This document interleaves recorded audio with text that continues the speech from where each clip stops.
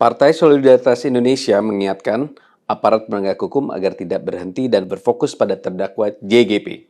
Pasalnya, PSI menilai kasus korupsi BTS lebih besar dari sekadar JGP dan Kominfo. Diketahui berdasarkan persidangan bahwa anggaran pembangunan BTS telah dikeluarkan sebesar 10 triliun rupiah dan dibayarkan bahkan sebelum BTS terbangun. Korupsi BTS melibatkan banyak pihak, sehingga mens rea atau unsur kesalahan dapat ditelusuri dengan melihat aliran dananya. Ini korupsi yang dilakukan secara sistematis. Dari pengamatan terhadap jalannya pemeriksaan terdakwa JGP di pengadilan, daftar tersangka yang ditetapkan sejauh ini belum mencerminkan besarnya kerugian negara yang diduga lebih dari 8 triliun rupiah. Tersangka yang ditetapkan sejauh ini adalah 8 orang, yang terdiri dari 2 orang pejabat publik dan 6 orang swasta. Mari kita bandingkan korupsi IKTP dengan kerugian sekitar 2,3 triliun. Tersangkanya 14 orang. Diperlukan lebih banyak orang untuk proses pengadaan dan pelaksanaan anggaran yang salah.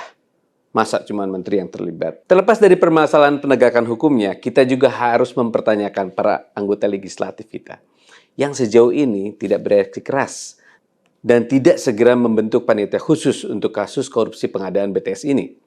Semestinya para wakil rakyat itu berteriak karena pengadaan BTS itu vital sekali fungsinya untuk pemerataan akses pembangunan dan pemberdayaan ekonomi, terutama untuk rakyat kecil di daerah-daerah terpencil. Untuk melawan kejahatan yang dilakukan secara sistematis, haruslah digunakan juga cara-cara yang sistematis. Semua pihak, terutama DPR, harus terlibat. Komitmen pemberantasan korupsi semestinya tercermin dalam produk politik, peraturan perundang-undangan, dan tindakan politik para aktornya.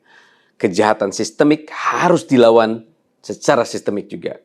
RUU Perampasan Aset harus disahkan. Undang-undang Tipikor dan KUHP harus diperbaharui.